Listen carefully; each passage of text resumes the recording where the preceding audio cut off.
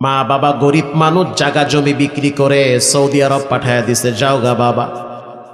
Saudi আরব যাওয়ার পরে একটানা 10 বছর ছিল, মা বাবার কোনো খবর নেয় নাই। মা বেঁচে আছে না মরে গেছে একটা বারের জন্য উকি মেরে দেখে নাই। ওখানে থাইকা একটা মেয়ের পাল্লায় পইরা টেলিফোনে গোপনে বিবাহ করেছে, আর গোপনে গোপনে বাংলাদেশে আসে, শ্বশুর বাড়ি যায়, স্ত্রী নিয়ে মার্কেটে ঘুরে। ওই গ্রামে মা পড়ে আছে, একটা বারের জন্য উকি মারে না।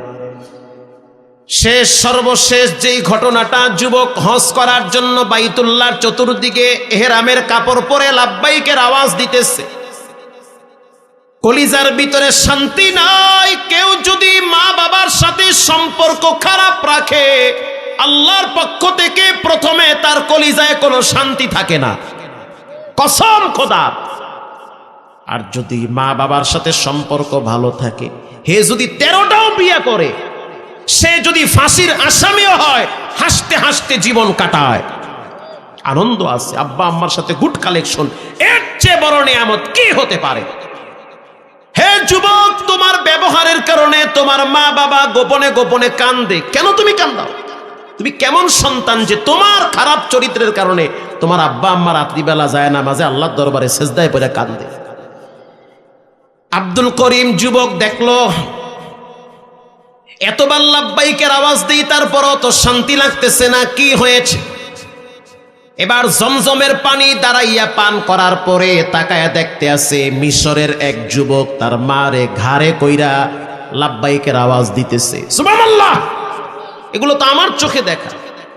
এক বুড়ি মা সন্তানের ঘাড়ের উপরে, আর সন্তান বাইতুল্লাহর চতুর্দিকে মাকে ঘাড়ে করে তওয়াফ করতেছে, আর বলতে আছে লাব্বাইক আল্লাহুম্মা লাব্বাইক লাব্বাইক লা শারীকা লাক লাব্বাইক ইন্নাল হামদা ওয়ান নি'মাতা লাক ওয়াল মুলকা লা শারীকা লাক লাব্বাইক। লাব্বাইকের আওয়াজ দেওয়ার পরে সন্তান এবার বলতে আছে, আল্লাহ আমি আমার মায়ের নিয়ে তাওয়াফ করতেছি, তুমি আমার মাকে মাফ করে দাও। এবার মা দোয়া করতে আছে, আল্লাহ যেই সন্তানের ঘাড়ের উপরে বৈশা আমি তোমার ঘরে লাব্বাইকের আওয়াজ দিতেছি, তুমি আমার এই কলিজার টুকরা সন্তানটারেও মাফ করে দাও। আল্লাহু আকবার। আপনারা বাইতুল্লাহ গেলে দেখবেন অনেক বুড়ি বুড়ি মহিলারা, দামেস্কে, ইয়ামেনের, আবিসিনিয়ায়, জর্দানের বুড়ি মানুষ সন্তানরা তওয়াফ করাইতেছে, আর বাইতুল্লাহর দিকে মা হাত তুইলা তুইলা বাচ্চার জন্য কান্দে। আল্লাহু আকবার, কি দৃশ্য দেখলে কলিজা ফেটে যায়।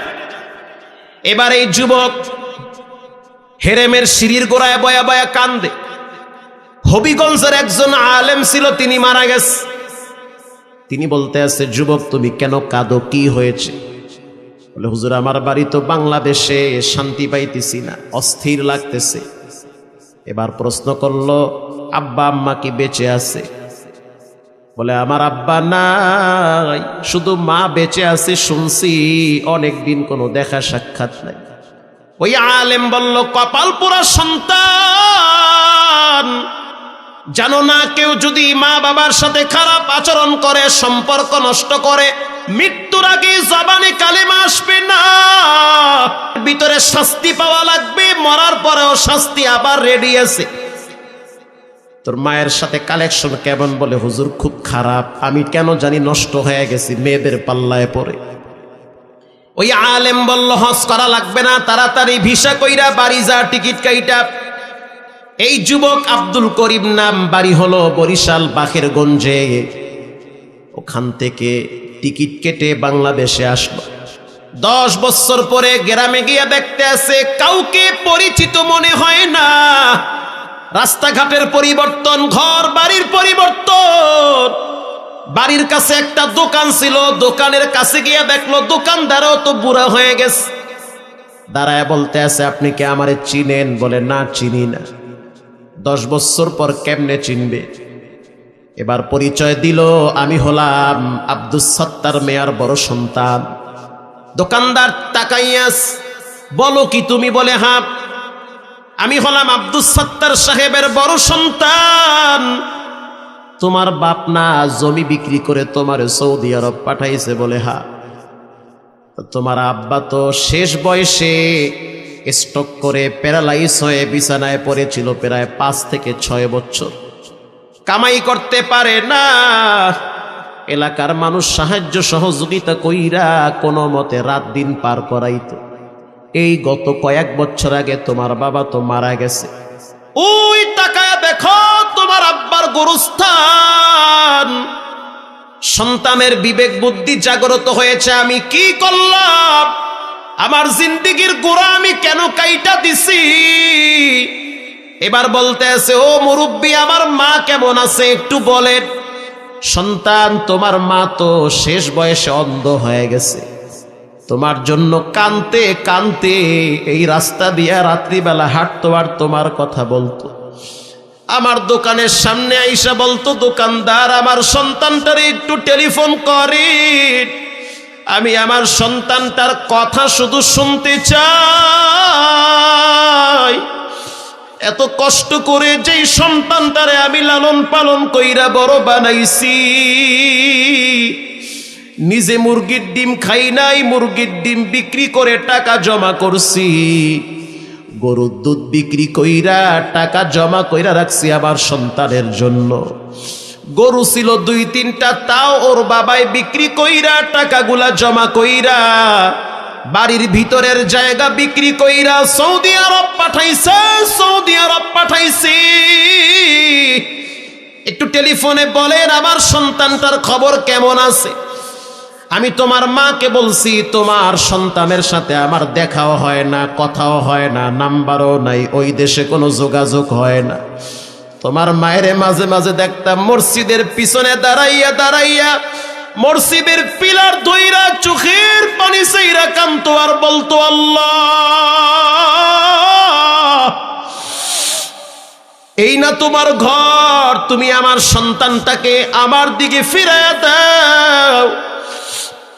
অনেক কান্নাকাটি তোমার মা করেছে, এখন তোমার মায়ের কি অবস্থা গিয়া দেখো, অন্ধ হয়ে ঘরে পড়ে আছে। প্রিয় ভাইরা আমার, গতকালকে দেখলাম এক মা কোর্টে গেছে, ছেলে মেয়েদের বিরুদ্ধে মামলা দিছে। কেন? কয় ছেলে মেয়েরা আমারে মারে, পুলিশ ওদেরকে ছাইরেন না, ওরা যদি জামিন পায় তো আমাকে আবার মারবে। এটা কেমন সন্তান যেই মায়ের পেটে থাইকা এত কষ্ট দিয়া দুনিয়াতে আসলো, মা রাত জেগে জেগে খাবার খাওয়াইলো, বাতাস করলো, মায়ের জীবনের কথা ভাবে নাই, বাচ্চার কথা চিন্তা কইরা মা ঠান্ডা পানি দিয়া গোসল করে না, কারণ বাচ্চা ঠান্ডা খাবে। আজকে সেই মায়ের শরীরে আঘাত করে সন্তান, এর চেয়ে দুঃখের বিষয় কি হতে পারে? এবারে আব্দুল করিম যুবক বাখেরগঞ্জে বাড়ি, হাঁটতে হাঁটতে হাঁটতে হাঁটতে বাড়িতে চলে গেছে। ঘর বাড়ি জীর্ণ শীর্ণ, ভাঙ্গা তাল পাতার ঘর। ঘরের দরওয়াজার সামনে গিয়া দেখলো তাল পাতা দিয়া বেড়া দেওয়া দরওয়াজা। পিছনে দাঁড়ায়া ডাক দিয়েছে, ও মা। এক ডাক দেওয়ার সাথে সাথে মা পাগলের মতো ঘর থেকে হাঁটাইতে হাঁটাইতে বাহিরে বের হয়ে গেছে। আর বলতে আছে, তুই কি আমার আব্দুল করিম? বলে হ্যাঁ মা। আয় ঘরের ভিতরে আয়, 10টা বছর তোরে আমি দেখি না, তোর জন্য কানতে কানতে আমি অন্ধ হয়ে গেছি,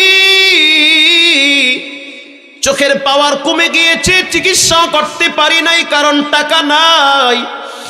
এবার সন্তান আইসা মায়ের পাটা জড়ায় ধইরা বলল, মা, আমার বিবেক বুদ্ধি নষ্ট হয়ে গেছে, মেয়েদের পাল্লায় পড়ে, আমাকে ক্ষমা করে দাও। মা বলতে আছে, বাজান, কোনো কষ্ট নাই, তুই যে আমাকে মা বলে ডাক দিলি, সব মাফ করে দিয়েছি, সব মাফ করে দিই।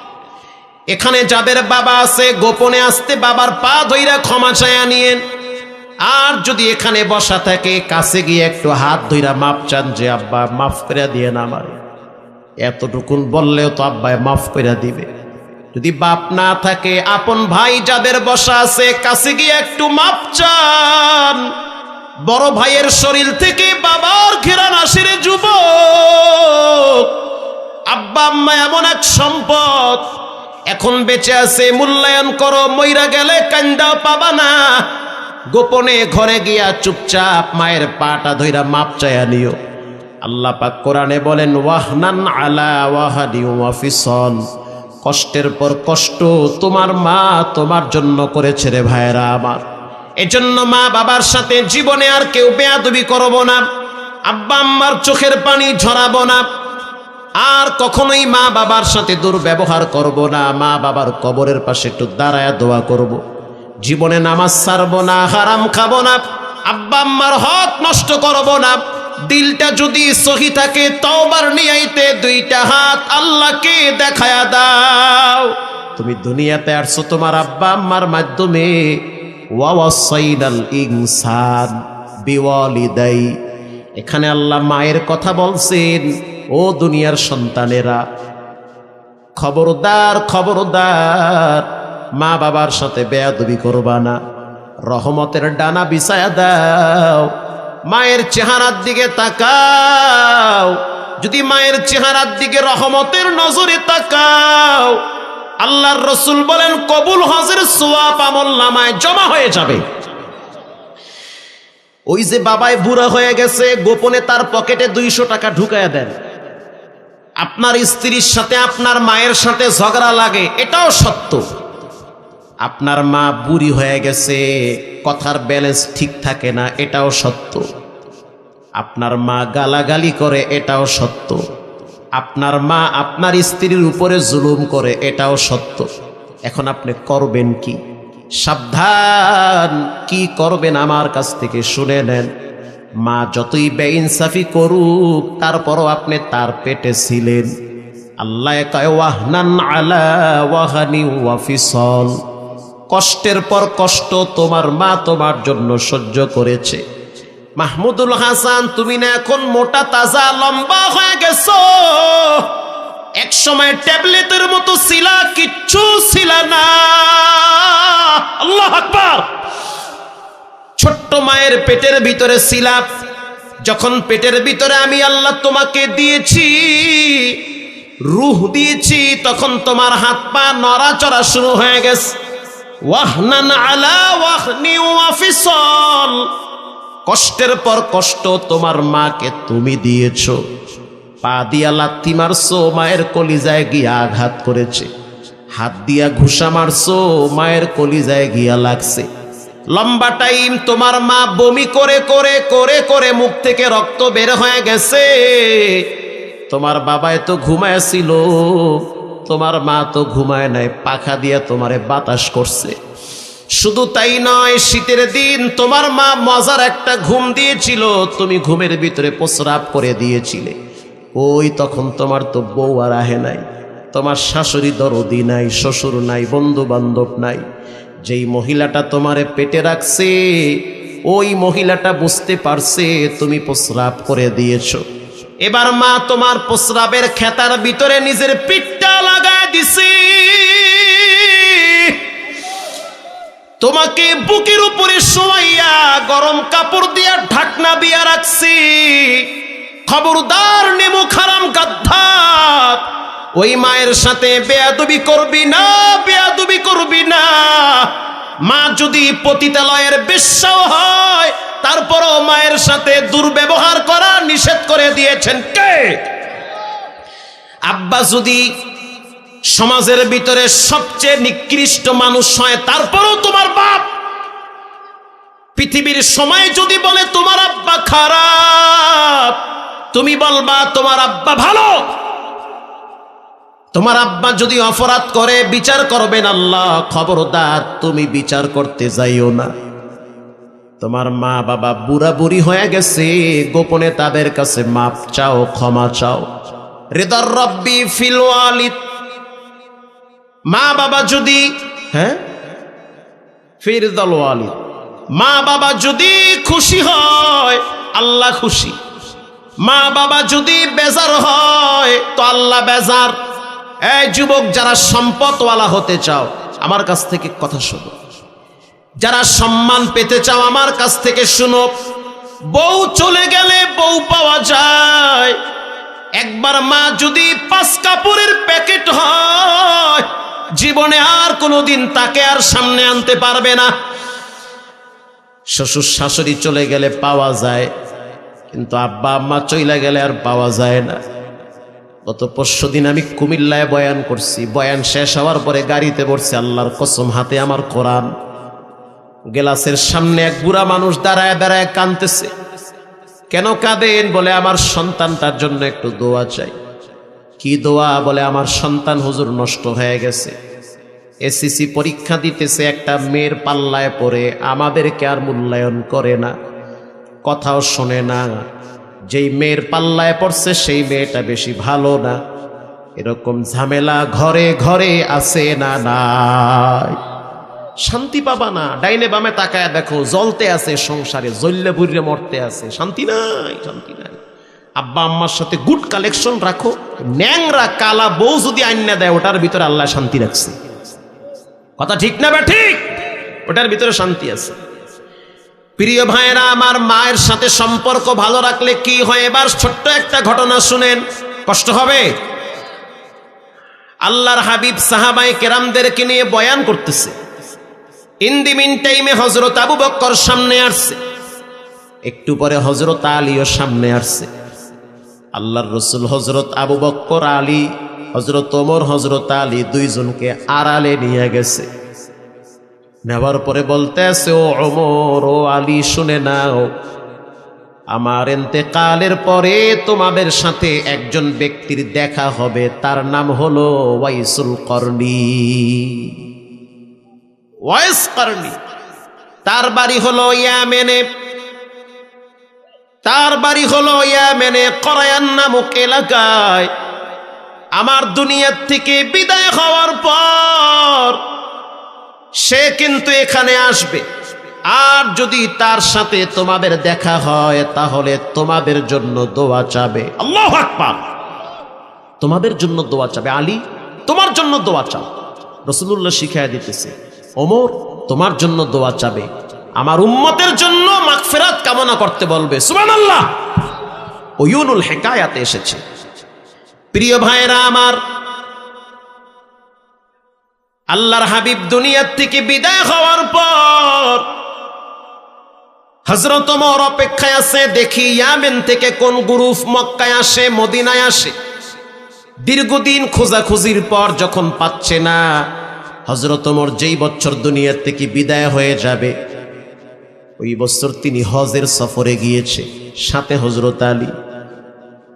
হজের সফরে যাওয়ার পরে দুইজনে মিলে খুঁজতেছে কোথায় ওয়াইসুল করনিরে পাওয়া যায়। এই লোকটাকে, তার চেহারাটা একটু দেখা লাগবে, এত দাম, সে সম্মান কোথা থেকে পাইল? খুঁজতে খুঁজতে কোথাও পাইতেছে না। এবার চলে গেল ইয়ামেনের কাফেলায়, সেই তাঁবুর ভিতরে গেছে। যাওয়ার পরে বলতে আছে, তোমরা কি ইয়ামেনের বাসিন্দা? সবাই সমস্বরে বলল যে আমরা ইয়ামেনের বাসিন্দা। কেন আসছো? বলে হজের সফরে আসছি। আচ্ছা, যারা যারা ইয়ামেনের অরিজিনাল বাসিন্দা তারা একটু দাঁড়াও। এবার সবাই দাঁড়ায় গেছে। হযরত ওমর বলল, এবার বসো। সবাই বসে বলল। এবার হযরত ওমর বলতে আছে, করায়ান নামক এলাকায় কার বাড়ি? ৩-৪ জন দাঁড়ায় গেছে। তোমাদের বাড়ি কি করায়ান নামক এলাকায়? বলে হ্যাঁ। এবার তাহলে বলো, ওয়াইসুল করনি, ওয়াইস কার নাম? তোমাদের মাঝখানে ওয়াইস নামের কেউ আছে অথবা ওয়াইস? প্রিয় ভাইয়েরা আমার, একজনে বলতে আছে আমার চাচতো ভাই হয়। কই সে? বলে সে তো উটের রাখালগিরি করে, কিন্তু সে একটু পাগল টাইপের মানুষ। হযরত ওমর ধমক দিয়া বলতে আছে, সে পাগল না, তোমরাই পাগল, সে পাগল না। হযরত ওমর রাদিয়াল্লাহু তাআলা আনহু এবার হযরত আলীকে নিয়ে চলে গেলেন খোঁজার জন্য। কিছু দূর যাওয়ার পর দেখতে আসি একজন লোক জীর্ণ শীর্ণ পোশাক, মরুভূমির ভিতরে দাঁড়ায় আছে নামাজে, আর তার পাশে কিছু উট খাবার খাইতেছে। হযরত ওমর দীর্ঘক্ষণ তাকায় রয়েছে, তার নামাজের দৃশ্য দেখতেছে। নামাজ শেষ হওয়ার পর হযরত ওমর কাছে আসলো, সালাম দিল। হযরত ওমর প্রশ্ন করলো, তোমার নাম কি? এবার সে বলতে আছে, আমি হলাম আল্লাহর বান্দা। হযরত ওমর বলতে আছে, সবাই তো আল্লাহর বান্দা, বুঝলাম, তোমার মা তোমার নাম কি রাখছে সেটা বলো। এবার সে বলতে আছে, আপনারা কারা, কেন আমার সাথে এমন করতেছেন? আমি তো চুপচাপ থাকার মানুষ। আল্লাহু আকবার, আমি তো চুপচাপ থাকার মানুষ, কেন এমন করতেছে? হযরত ওমর রাদিয়াল্লাহু তাআলা আনহু রাগী মানুষ, বেশি রাগ দেখায় নাই। আবার বলল যে, তুমি সত্য করে বলো, তোমার মায়ে তোমার নাম কি রাখছে? এবার সে বলতে আছে, আমার মা আমার নাম যেটাই রাখুক, কেন আপনারা আমাকে ডিস্টার্ব করতেছে? আমি তো চুপচাপ থাকার মানুষ। হযরত আলী বলতে আছে, ও মিয়া, তুমি কি জানো তোমাকে কে প্রশ্ন করতে আসি? ইনি হলেন নবীর সাহাবী হযরত ওমর। আল্লাহু আকবার। বলার সাথে সাথে ওয়াইসুল করনির হাতে পায়ে কাঁপুনি শুরু হয়ে গেছে। বিনয়ের সহিত বলল, হুজুর, আমার নাম হলো ওয়াইস। তোমার বাড়ি কি করায়ানে? বলে হ্যাঁ। তাহলে একটা কাজ করো, তুমি একটু হাঁটো। এবার সে হাঁটতেছে। আলী তাকায়া দেখ, নবী যেমনে বলছে তো দেখি হেমনি হাঁটতে আছে। আল্লাহু আকবার, মিলতেছে। প্রিয় ভাইয়েরা আমার, হযরত ওমর বলতে আছে, তোমার পিছনটা দেখতে চাই। আল্লাহর রাসূল বলেছেন, ওয়াইসুল করনির পিঠের ভিতরে একটা সাদা চিহ্ন থাকবে, সিনার এখানে। হযরত ওমর যখন বলল, পিঠের কাপড়টা সরা একটু দেখি। হযরত আলী রাদিয়াল্লাহু তাআলা আনহু জ্ঞানী মানুষ, বিচক্ষণ মানুষ, তাকাইয়া বলতে আছে, ওমর, এই তো সেই লোক। এই পিঠের ভিতরে সাদা একটা চিহ্ন আছে। হযরত ওমর এবার ওয়াইসুল করনিরে বুকের সাথে জড়াইয়া কপালে একটা চুমা দিয়া বলতে আছে, নবীর কথার সাথে তো তুমি মিলে গিয়েছো। কি এমন আমল করো যে আমলের কারণে আল্লাহর নবী সমস্ত উম্মতদের জন্য তোমার কাছে দোয়া চাওয়ার জন্য বলেছে? মারহাবা। ওয়াইসুল করনি চোখের পানি ছেড়ে দিয়ে বলতে আছে, আমার মতো গুনাহগার পাপী কেউ নাই। নিজেকে পাপী বলে পরিচয় দেয় আল্লাহওয়ালা নেককার মানুষ যারা, তারা সব সময় নিজেকে ছোট ভাবে। ওয়াইসুল করনি নবীর সাথে দেখা করার জন্য অনেকবার চেষ্টা করেছে, কিন্তু পারে নাই। আল্লামা জালালউদ্দিন সৈয়দী বলে, ওয়াইসুল করনির সাথে নবীর সাথে স্বপ্নে সাক্ষাৎ হয়েছে কয়েকবার। ওগো আল্লাহর রাসূল, আমার মনে চায় আপনার চেহারাটা একটু দেখার জন্য, কিন্তু আমি কেমনে আসি? আমার ঘরে তো অসুস্থ মা, আমি আমার মায়ের চেহারার দিকে তাকাইলে স্থির থাকতে পারি না, আমার মা তো অসুস্থ। আমি যদি আপনার সাক্ষাতে আসি তো আমার মায়ের সেবা করার মতো কেউ নাই। আমি আমার মায়ের নিজের হাতে খাবার খাওয়াই, কারণ ছোট্টবেলায় তো আমার মা আমার মুখে খাবার তুলে দিয়েছে। আমি আমার মায়ের নিজের হাতে গোসল করাই। বুড়ি মানুষ বিছানায় পড়ে গেছে, পায়খানা প্রস্রাব করে দিলে আমার স্ত্রী তো পরিষ্কার করবে না, কারণ পেটে তো আমি ছিলাম। নিজের হাতে পরিষ্কার করি, কেউ নাই, আমার মা আর আমি দুইজনই ছিলাম। এখন যদি আপনি নবীর সাথে সাক্ষাতের জন্য আসি, তাহলে আমার মা ঘরে কষ্ট পাবি। আল্লাহর রাসূল বলতে আছে, ওয়াইসুল করনি, আসতে হবে না, মায়ের খেদমত কর, রব্বুল আলামিন মর্যাদা বাড়ায়া দিবে। মায়ের খেদমত করো, আসতে হবে না, আমার জিয়ারতের দরকার নাই, মায়ের কদমে পড়ে থাকো। আল্লাহু আকবার। আসতে হবে না, মায়ের কদমে থাক, কপাল খুলে দিবে আল্লাহ। দেখ খালি মায়ে মরতে দেরি কেমনে আল্লাহ কপাল খুলে। হযরত ওমর বলতে আছে, ওয়াইসুল করনি, তুমি একটু আমার জন্য আল্লাহর কাছে দোয়া করো, আলীর জন্য একটু দোয়া কইরো। আল্লাহর রাসূল বলেন, কিয়ামতের ময়দানে ওয়াইসুল করনির উসিলায়, তার সুপারিশে লক্ষ লক্ষ নয়, অগণিত মানুষকে আল্লাহ জাহান্নাম থেকে জান্নাতে পাঠায়া দিবে। শুধু একটা পুঁজি, মায়ের সাথে কালেকশন। সুবহানাল্লাহ, এক পুঁজি, মায়ের সাথে একটা গুড সম্পর্ক। আমি তো আমার বাচ্চা মেয়েটার হাতে 500 টাকার নোট দিয়ে দেই।